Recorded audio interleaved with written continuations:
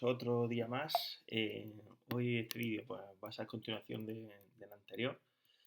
Y vamos retomando pues, bueno, esa cuestión que surgió en redes sociales, que ya hacía mucho tiempo que la verdad que, nadie me atacaba con el hecho de por qué está utilizando estos test en una fase aguda o bueno, en fin. Hay que remarcar que todos los entrenadores deberíamos de conocer lo que hablábamos en el primer vídeo, de los test que se suelen hacer más los médicos, los fisioterapeutas, los podólogos, bueno, profesionales, ¿no? Que no, que si trabajásemos todos juntos, pues iría mucho mejor las cosas. Pero eso no significa que yo no sepa hacerlos en el sentido de una movilidad de hombro, ¿no? Como bien pues, se veía en el vídeo. Da igual, o sea, están en una redactación, hay que comparar miembros, hay que comparar movilidad, hay que comparar fuerza, hay que comparar muchas cosas. Y esto muchas veces se salta eh, en la evaluación. O sea, por eso es súper importante que los entrenadores también los conozcamos, ver si nosotros lo podemos hacer y en el caso de que no se pueda por H o por B, también tener la capacidad de delegar en cuanto que veamos una bandera roja, ¿no? Pero bueno, nos quedamos con los test analíticos, que siempre me gusta empezar con, esta, con estas preguntas, porque es como lo que nos han vendido. Nos han vendido que los test analíticos solo es una articulación o más bien en vez de decirnos que es un movimiento de seguramente muchas articulaciones, porque esto tampoco lo tenemos muy en mente muchas veces anatómicamente, en el que casi nunca interviene un músculo, ¿no? En la mayoría de las veces, y interpretar eh, el test de manera activa o pasiva también va a ser algo fundamental, ¿vale? Entonces, me gusta hablar de métodos, pero hay que pensar, ¿no? Hay que pensar, hay que saber por qué están haciendo esta metodología, por razonar si es que lo que quieren es simplificar algo bastante más complejo y ver progresivamente todo lo que nos está dando ese test, porque muchas veces solamente se visualiza, ¿vale? El movimiento, pero no se le pregunta, por ejemplo, a la persona, ¿no? Que es lo que un poco vamos a ver ahora. Para mí también este estudio, que Francisco Ayala mostraba, eh, medir el rango articular del miembro inferior para factores de riesgo de la musculatura isquiosural, a mí me dio el pensar, ¿no? En qué importante es saber tanto la movilidad activa como la movilidad pasiva, porque esto ya sabemos que es una correlación de factores de riesgo, pero sin creernos dioses y saber que hay muchos más factores detrás, como para hablar de prevención de lesiones, así que se puede reducir la, el índice lesional, pero prevenir, a mí me cuesta también utilizar esa palabra. Entonces, bueno, pues como bien se ve aquí en la imagen, pues bueno, pues si queremos hacer una valoración cómoda para el que valora, seguramente vamos a necesitar una camilla. ¿Se pueden hacer los test sin camilla? Bueno, algunos es complicado, pero bueno, si tenemos un material, pues ¿por qué no utilizarlo? Porque la camilla es solamente del fisio. En fin. Y luego para mí, que es lo más interesante y sobre todo el cambio de... Yo creo que el cambio de pensamiento que deberíamos de hacer los entrenadores, que no solamente es medir el rango articular, sino saber las sensaciones que está teniendo el entrenado. Porque, bueno, el fisioterapeuta, el médico también debería de hacer esta reflexión, porque ya sabemos que simplemente la modificación del pie va a alterar la activación de los músculos implicados, tanto de manera lateral como de manera supina, prono, da igual. Entonces, a mí, desde que hice el libro en 2018 de la redactación fuera del deporte,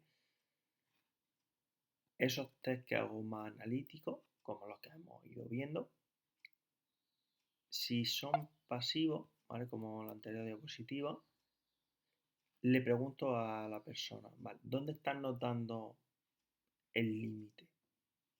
Y ahí no vamos a saber si es articular, si es muscular, en qué músculo, porque puede ser en el agonista o en el antagonista. Y aquí, ¿qué estoy notando? ¿No? Porque estos test son ya activos y sobre todo las personas que hayan tenido lumbalgia o que tienen lumbalgia, vamos a ver que esto está súper alterado y yo he visto, bueno, haciendo extensión de cadera, que no solamente no nota glúteo, sino que está notando músculos de la parte superior de la espalda, que son cosas como, vale, automáticamente hay que resetear ese movimiento y empezar regresivo y empezar con un control motor muy básico, ¿no? Aunque no tenga, o sea, aunque no haya tenido dolor, incluso no ha tenido una lesión, entonces, bueno, hay que empezar por aquí, pues muchas veces sí, y sobre todo va a venir de la anamnesis, porque si la persona ya nos cuenta un caso y nos puede, eh, nosotros podemos reflexionar de que puede venir por una mala activación o de un mal aprendizaje, pues deberíamos de empezar por aquí. Que ahora también explicaré un poco pues, cómo lo meto yo. Esto, bueno, pues es un cuadro resumen de este doctor que también tiene una cuenta en YouTube que es muy productiva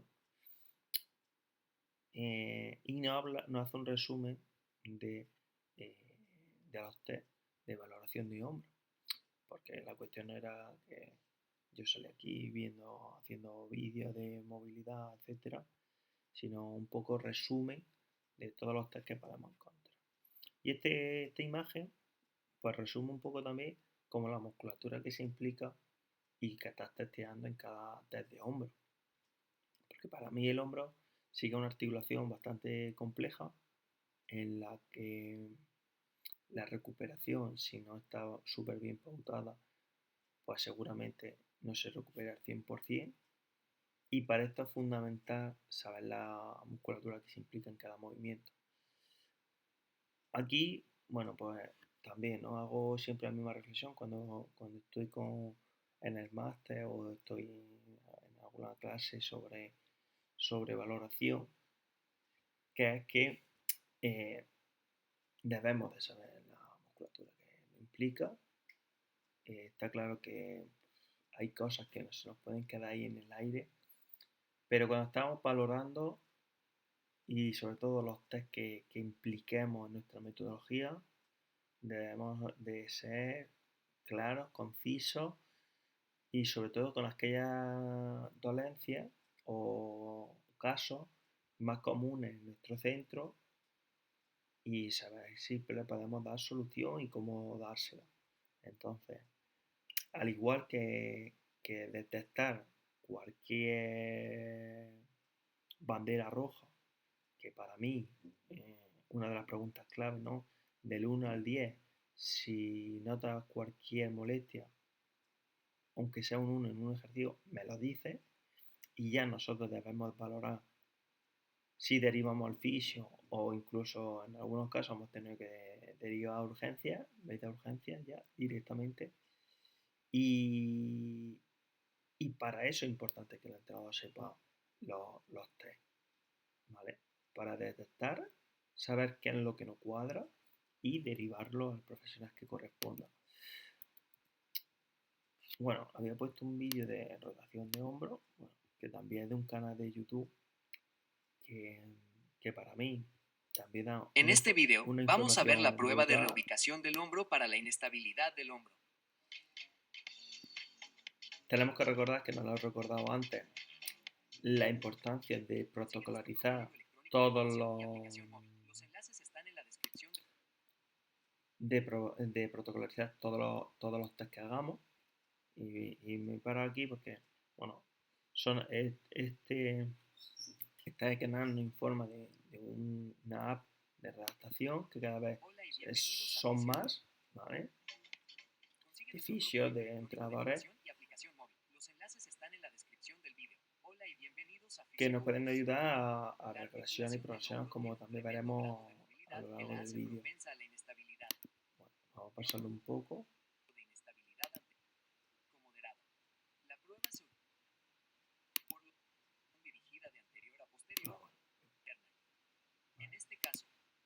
Que es muy sencillo, pero bueno, este test también se puede hacer sin yo estar ahí, ¿no? Simplemente lo puede hacer en el suelo, lo puede hacer la persona sola, nosotros. Bueno, si queremos hacer la estabilidad y, y saber que la posición está en el hombro.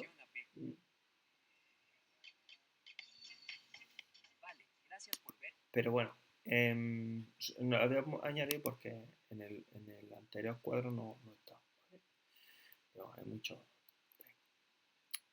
Y aquí vienen los test globales, ¿no? Que parece que como son globales, ya sí que lo podemos hacer los entrenadores. Y igual va a haber ejemplos de compañeros que para mí pues, también tienen su canal de YouTube, que si lo podemos ver, pues genial, sabemos contenido de que... Hoy vamos a valorar la respiración de nuestro paciente. Nos vamos a detener en varias zonas. Lo que nos interesa ver sobre todo es la utilización del diafragma, si es correcta o no, el movimiento costal, ¿vale? Si es adecuado y es simétrico entre un lado y otro, y si la respiración se da en una cadencia, en una frecuencia correcta o no. Por lo tanto, simplemente teniendo a la persona tumbada con las piernas flexionadas para quitar tensión, vamos a, sin decirle nada, ver cómo respira y vamos a intentar contar los segundos que tarda en inhalar y los segundos que tarda en exhalar, sabiendo que debería tardar más tiempo en exhalar que en inhalar. Si vemos una frecuencia muy alta durante un minuto de respiración, o simplemente que la inhalación y la exhalación duran lo mismo, ya será un objetivo de trabajo el intentar regular el volumen respiratorio, la frecuencia, bajarla y vaciar un poquito más, ayudar a la persona a exhalar. ¿Qué hay en la inhalación? Bueno, en resumen, porque no vamos a explicar muchísimo los test, sino para mí algo fundamental y hay que entender es que lo sencillo antes que lo complejo y lo que más se repite antes que algo que no voy a hacer. Por ejemplo, si una persona nunca salta, pues no va a ser el tag global primero CBJ. ¿Ok? Bueno, pues, como la mayoría de la gente respiramos todo el día, todo el tiempo y todo el rato, pues hay que valorar primero la respiración, ¿no? También se me está yendo un poco la hora, entonces lo voy a dejar aquí y mañana tendréis el resto de test globales. Un saludo.